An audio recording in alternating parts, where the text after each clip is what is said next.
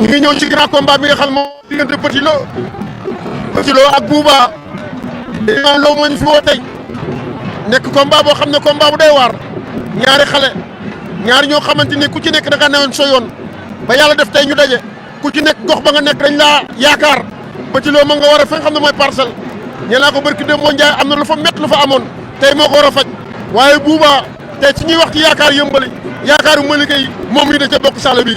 mi ngi noonu Petit Lo war a parcelle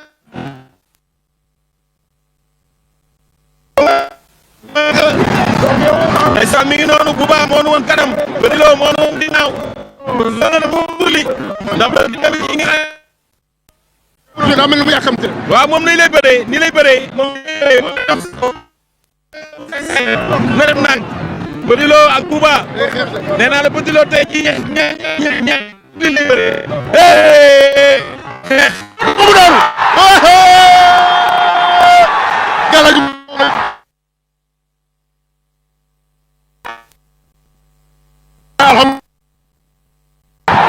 waaw brib dip waaw brib yaa meru dimanche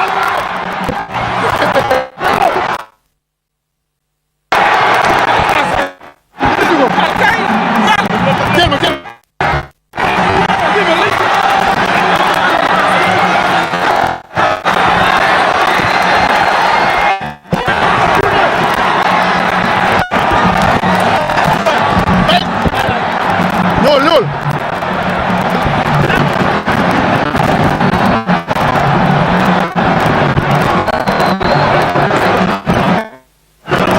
kay sant naa yàlla bu baax sant naa yàlla alhamdulilah rabbil alamin alhamdulilah rabbil alamin